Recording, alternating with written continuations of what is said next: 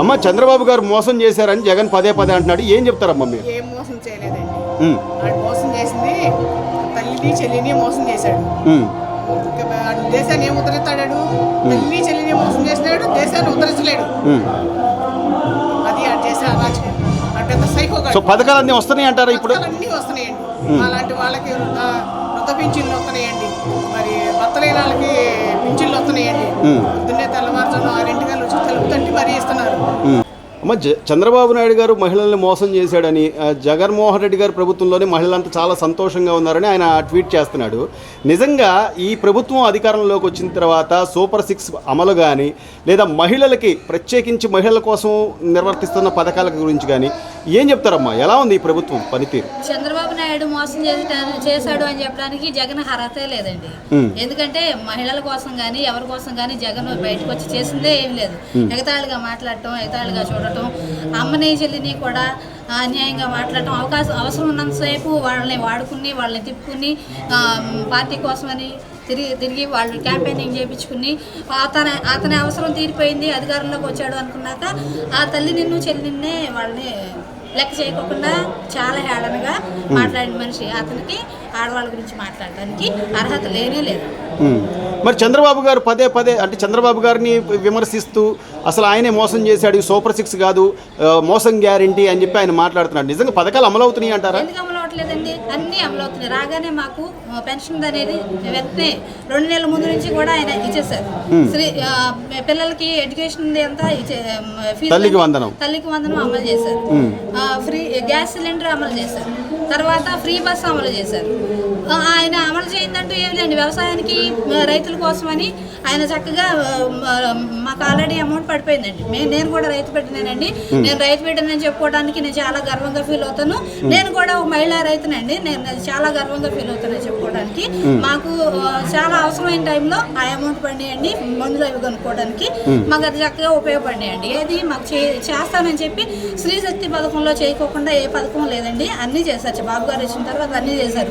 అసలు ఇవన్నీ చెప్పినవి కాదండి, చెప్పనివే చాలా చేశారు బాబు గారు. ఎందుకంటే రోడ్లు ఎంత అధ్వానంగా ఉన్నాయంటే ఆ రోడ్లు అయితే అసలు ఎక్కడ చెప్పలేమండి. అందరికీ బ్యాక్ పెయిన్స్ రావడం, బోన్స్ ఒక్క గోల కాదండి. ఆ రోడ్ల గురించి మాట్లాడాలంటే ఏ ఊరు వెళ్ళాలన్నా బయటకు వెళ్ళాలంటే భయం వేసే పరిస్థితుల్లో ఉంది. అట్లాంటప్పుడు రోడ్లు ఎంత బాగా వేశారో, చక్కగా రాగానే ఏ ఊరు వెళ్ళాలన్నా దర్జాగా వెళ్తున్నాం.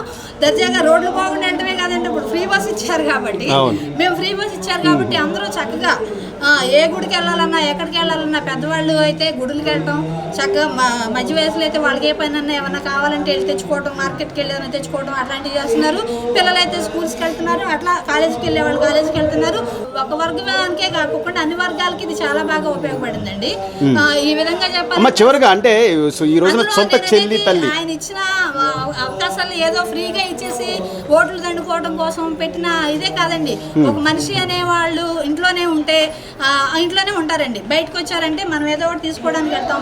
గుడికి వెళ్ళామంటే అక్కడ ఏదో ఒకటి కొబ్బరికాయ కొంటాం, దేవుడికి ఏదో ఒకటి కొంటాం. అట్లాంటి ఏదైనా పర్చేసింగ్ సేల్ మార్కెటింగ్ కూడా ఆయన పెంచారండి. ఆయన ఎంతసేపు ఫ్రీ లాస్ చేశారు అనుకోవడానికి కూడా లేదండి. ఆయన ప్రతి దాంట్లోనూ ఎప్పుడు ఓటమిలో విజయాన్ని ఎత్తుకోవాలనుకునే మన నాయకుడు కాబట్టి బాబు గారు ఆయన చక్కగా ఒక స్కీమ్ అనేది ప్రవేశపెట్టారంటే ఆ స్కీమ్లో మళ్ళీ మనకి మంచి అవకాశం ఇవ్వడమే కాకుండా దాని ద్వారా రాష్ట్రానికి కూడా ఉపయోగపడేటట్టు ఆయన చాలా చేశారు. అమ్మ చంద్రబాబు నాయుడు గారు మహిళల్ని మోసం చేశారు అని చెప్పి జగన్మోహన్ రెడ్డి ఆరోపిస్తున్నాడు. ఒక మైనారిటీ మహిళగా ఈ ప్రభుత్వం ఏర్పడిన తర్వాత పథకాల గురించి కానీ లేకపోతే చంద్రబాబు నాయుడు గారి పరిపాలన గురించి కానీ ఏం చెప్తారు? సార్, చంద్రబాబు నాయుడు గారి పరిపాలన చాలా బాగుందండి. పథకాల గురించి చెప్తే సూపర్ 6 గురించి అయితే చాలా బాగుందండి. ఇప్పుడు స్త్రీశక్తి అని ఫ్రీ బస్సులు వదిలారండి. ప్రతి ఒక్క మహిళకి చాలా ఆనందంగా ఉందండి. ఇంతకుముందు బయటకు వెళ్ళాలన్నా చేయాలన్నా ఏదో ఒకటి అడుగడుగున ఏదో ఒకటి ఇబ్బంది ఉండేది. ఇప్పుడు స్త్రీశక్తి అనేది ఒక మహిళ తన చేతుల మీద తన కాళ్ళ మీద నడిచి వెళ్ళగలిగేంత శక్తినిచ్చారు సార్. అందుకనే సారు స్త్రీశక్తి అనేది అమలు చేసి మా మహిళలకి చాలా మంచిగా గుర్తింపు అనేది ఇచ్చారండి మాకు ముందు.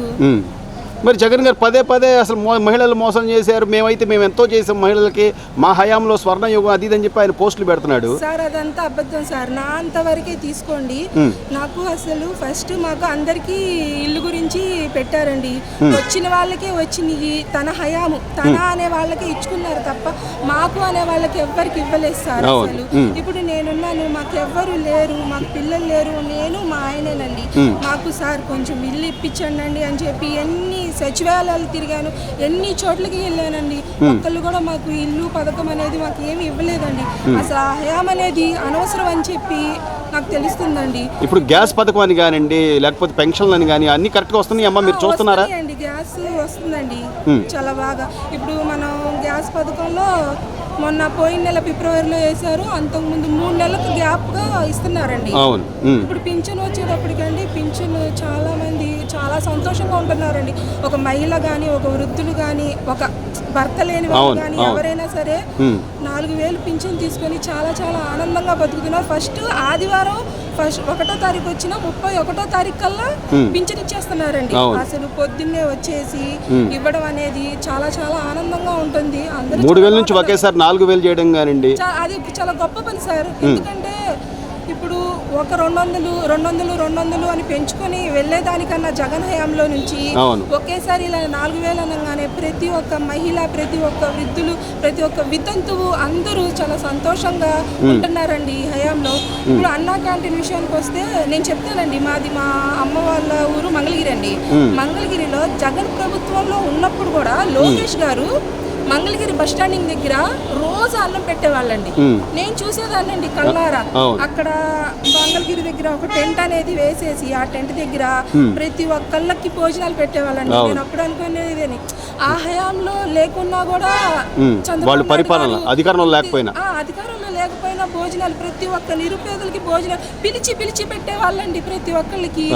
అలాంటిది ఈ హయాంలో వచ్చిన తర్వాత ఇంకా బాగా ప్రతి ఒక్కళ్ళండి చాలా. సో జగన్ గారికి ఏం చెప్తారమ్మా?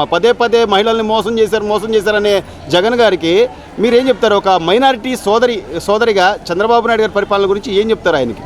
సార్ ఆయన చెప్పేదంతా తప్పండి. 100కి 100 పాళ్ళు తప్పు మాట్లాడుతున్నారు జగన్ గారు.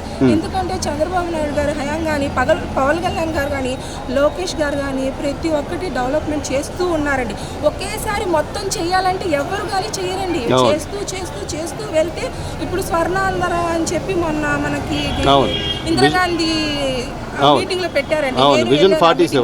నేను ఆ మీటింగ్ లో వెళ్ళాను. చూడాలండి, మనం వెయిట్ చేయాలి. ఒకేసారి అంటే ఏది కాదండి, మెల్లిగా వెళ్తూ ఉంటే అన్ని పథకాలు మనకి లభ్యం అవుతాయి. Please subscribe to Leo news for more videos.